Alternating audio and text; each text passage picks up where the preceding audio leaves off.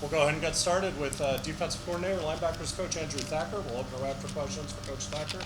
Kelly, if you want to start us off. Boston College obviously gave you all fits last year, and similar to Pitt, they like to work the middle of the field with a mobile quarterback who has a good sense of. Now you have him back, so I guess kind of how do you approach this, and do you feel like you guys have had some preparation for teams like this with some of the teams you played? Yeah, we won them all. We get another elite quarterback. So, Phil Yurkovich had an opportunity to come back this past week. What was thought to be maybe a longer-term hand injury came back this past week. We were actually in the hotel room. We got to watch a little bit of the live copy on Friday night when they played Virginia Tech. And a lot of old things that you remember about him is just he has a way of instinctively extending plays. Look to throw the ball fine. I think that he's pretty aware that number 4 is a pretty good player to be able to take shots. He's got good accuracy, good touch on his deep balls. I'm not sure if the velocity's there, if there's any change in his throwing deal, but the accuracy was still there. And I think the element that he really brings to them is not a dynamic run-in space guy, but just a physical run-in space guy. He's a big dude. He's a big kid. Whatever they list him as, 6'3", 235. Like he's all of that on game day. So we already talked about training the way that you tackle him. A lot of quarterbacks, you go and attack the football because they're some of the worst ball security guys on the field. For him, you've got to tackle him like he's a heavier load of a running back, and you've got to, when he's in open space, be able to tackle him in the field. But he just extended so many plays. He's another one of those quarterbacks that he hates to take negative plays. So he'll come out of a naked bootleg or out of a play action, and his eyes are through the mesh of the running back play action, snaps his eyes around, and you'll have a free blitzer, and then he'll find a way to throw the check down or to throw it away, and to not get in 2nd and 20, but to get in 2nd and 10 to keep you on schedule and efficient. So just very smart. That was the recollection that we had of him, and got another huge test by another elite quarterback in the ACC. Rod. When we talked to Quez last week, he used the word trust. In other words, you have to trust your teammates to carry out their assignments, and you just take care of your own. Was there any breakdown in that, down in Miami, especially in the secondary? Yeah, I think Miami executed at a really high level. I think they made individual plays.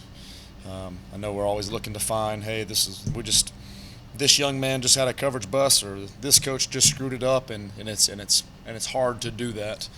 Miami, to their credit, made some plays. They found themselves a quarterback as well to add to the elite pool of the ACC quarterbacks. I like what Quez said, because defense requires all 11 dudes to be on the same page, as we all know, or somebody's just got to overcompensate and make a play. On the plays that you don't overcompensate and make a play, which we had some of those on Saturday, you can't start overcompensating for your teammate and doing something different. I thought Quez, for example, Ace, for example, just continued to do their job and not try to do somebody else's job. If we can get 11 dudes to do that, we'll be okay. But not a bunch of, hey, let's just go blame it on coverage bust and let's just blame it on this. There wasn't a bunch of that. It was technical things. It was one-on-one losses, and it was the defense as a collective not executing in those to stop the yardage, right? We made a bunch of big plays, but to stop the yardage as it accumulated versus a really good offense. Okay. Follow up on that a little bit. The pass defense, like how much of it also the kind of challenge you're facing is not getting enough pressure on the quarterback or keeping him in to hurry him? Yeah. There's no yes. I'm trying to give you another fancy answer, but I'm just answering your question as yes. It goes together. There's been multiple plays in the last few weeks where an explosive is a centimeter away from being a hit on the quarterback's arm. We're matching the throwing quarterback's arm and how that creates disruption. I know there's plenty of talk about how many people are rushing per time, 3, 4, or 5. We certainly try to mix that up. We certainly went both 3-down package and 4-down package, both a lot on Saturday, to try to mix that up and try to generate more pressure so the quarterback doesn't feel comfortable back there. But absolutely, they're coordinated together. So we need to relieve in college football today, where you're facing a tempo, explosive offense with a quarterback that can spin it. We need to relieve the coverage by attacking him and making him feel uncomfortable. Kelly? Looking, I guess, at the defense as a whole this year, one of the things that's kind of interesting is none of the corners have an interception this season, which is pretty far. And I think there's 5 other P5 schools like that right now. Just, you've had guys get their hands on balls. Is it one of those things where you guys are just getting more fumbles than interceptions, or is there anything in particular you put your finger on when you look back at the coverage on the outside that why maybe those guys haven't had those opportunities this year? Searching for those answers. Is there an answer? No, there's not. As far as I overuse the word a lot, training the behaviors of attacking the football. We train more. We do put more emphasis on forced fumbles. We got those on Saturday. We got 3 of those things. We've got a decent amount of those through the course of the year. Want more.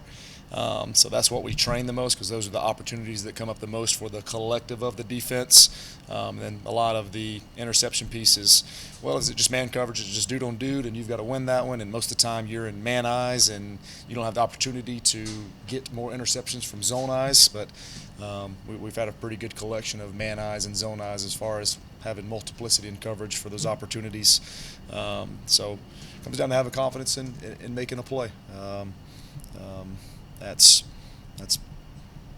built through practice, it's built through preparation, it's built through a lifetime, and it's built through just a mentality of going out there on Saturday to being able to do those. So searching for opportunities for those guys to do that, but we're going to continue to put them in position to make those plays. Boston College, through the years, has been known for their big physical offensive lines. Do you see that with this particular team, and how do you go up against something like that? Absolutely, yeah, I do. They have an identity. They know who they want to recruit at the offensive line. They've got a collection of them. They're an older group, and they are a physical bunch. So we have to match that physicality. We know that their run sets up their play action. Jurkovic is absolutely fantastic at the bootlegs and the play actions, but if we don't ever stop the run, then we won't have a chance to compete in this game on Saturday. So they're big and physical. We've got to be multiple scheme, multiple fronts, and then we've got to take a bunch of personal battles, and have an edge to us on Saturday. They create as many single blocks and double team blocks where there's no mistaking about it. It's not a finesse offense. It's not stretch left, stretch right, pass, stretch left, RPO this. It is truly more NFL traditional style of run the ball downhill. They have a play called duo, and duo creates, however the front is, as many double teams as possible until linebackers get downhill to pull those double teams off, and they will lay on those double teams with all 640 pounds of 320-pound dudes until you pull those things off. And not to mention, outside of the offensive linemen, the running backs match the style as well. They are physical, lower center of gravity, thick core guys that will run through tackles if you don't tackle them low. So they have an identity. We know what we need to stop as they try to create their complementary play actions and boots off of it. Time for a couple more. We'll go Ken and then wrap up with Kelly. We were asking Jeff, I asked about secondary and the number of busts or so forth. The guys back there, I mean, is it a reasonable expectation that they should be playing cleaner given that experience, would you say? We're going to hold them to that standard, yeah. We need to coach better. They need to play at a higher level right there. We need to execute at a high level. So, absolutely. Offense has put in an insane amount of stress on the passing game in the ACC right now. They're the ones being tested. To your point earlier, it's a complete defensive execution that helps and complements those things and makes the secondary better. It's just when you look at the stats at the end of the game, when the passing yards are the most, and we've had those things, it's hard not to point to that, but it is a collective of a defense from coaching staff down to be able to do that. We rely on a lot of experience the front end for those guys to not hurt ourselves, to not make sure that we don't execute the wrong way, and then at the end of the day, it comes down to play make ability. Kelly, wrap us up with Coach Thacker. I thought one of the things that stood out on Saturday was the safeties, particularly Reek and Wanye, probably had their best game in maybe 2 years. Like, is there anything in particular that's switched recently with them? They've started playing better as a group together. Has there been something you guys have done in practice, or is it just guys being healthier, or is there anything you can put your finger on? Yeah. For Tariq, it was health on Saturday. We got him available. He was healthy. He still got shot up. He's still banged up and beat up, but he played at a really high level. I was really proud of Tariq, and for him, it was to your point of how do you make mistakes, how do you have busts. It's communication, and it's always eye discipline, as overused as that is by coaches, but he just played with clean eyes, and then that allowed his playmakability. You know, we've seen splash plays by Tariq because he's such a physical specimen, and you saw that on Saturday. Even some of the tackles. There was a guard and a tackle pulled over into the boundary right there, and he is a box player. The next fitter was supposed to be Jaquez Jackson, who's a spill one box two, and then another linebacker, Ace, has to get over the top to fit this really complex run fit where they pull two guys off the backside. Tariq was the force player, which is to keep the ball on his shoulder and send it back inside to the defense. He had so much force and so much power that he knocked both defensive linemen off their path and knocked the running back down. He just had that physical presence to him on Saturday, and it was really fun to watch. And then Wanye really just highlighted his playmaking ability. It was great, to your point of the interceptions that haven't been fruitful this year, for somebody to finally make a mistake and throw it across their body back into traffic, and Ye was able to make an unbelievable play on the two-point conversion. That was a big piece. Why are they playing better? I think they're staying the course. You know, they're not getting in their feelings. They're not listening to what could be negative talk of circumstances and wins and losses, and they're just staying the course right there. And they've always been good communicators. They've always been close. They've always had a vibe and energy, but they weren't on the field the entire time together. It wasn't just them two. So they just worked within the framework of the defense. It was really nice to see those guys play at a high level on Saturday. And Coach made a huge emphasis of just playmakers making play. I mean, he really gave them a lot of leash for guys to go make plays, and those were two guys in particular that did on Saturday and made a huge impact on the game. Thank you, Coach. Thank you. Thanks, guys.